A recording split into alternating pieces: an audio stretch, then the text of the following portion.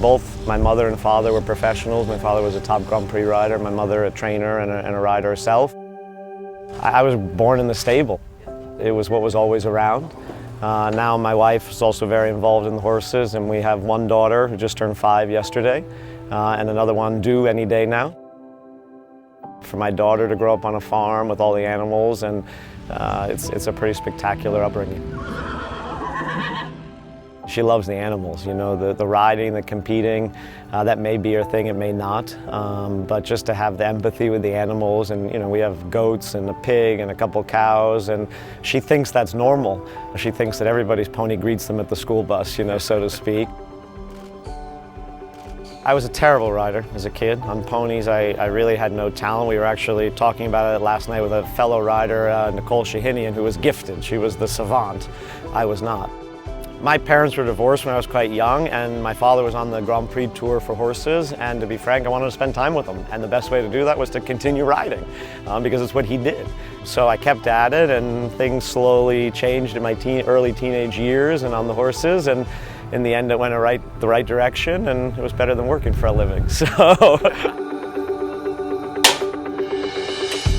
the horse in the relationship is really the true athlete. You know, we take on a lot of roles as the rider and the trainer, but you know, the athleticism in the horse is what's going to separate the people at the top level.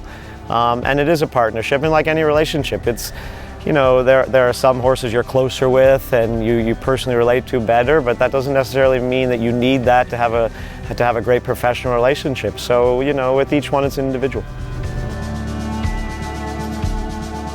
The interaction with the horse, you know, the daily back and forth to see not just the majesty and the beauty of the animal, but the personalities and how they differ and how intelligent they are.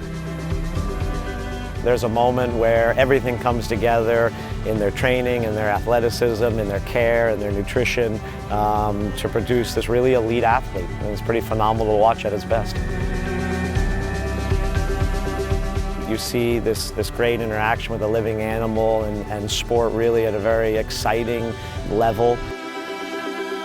And when you get into the personalities and the stories of the top riders, even in the stories of the top horses, you know, it's normally pretty incredible how they ended up where they did, and it wasn't such an easy road.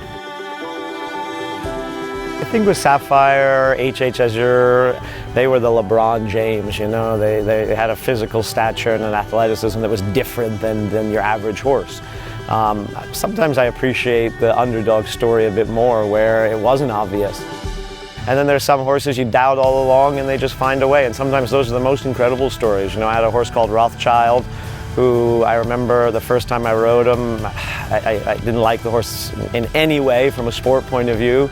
And it took a number of years for things to come together and develop, and I ended up having probably one of the top moments in a few years of my career with this horse, and I appreciated him more than probably any other top horse I had.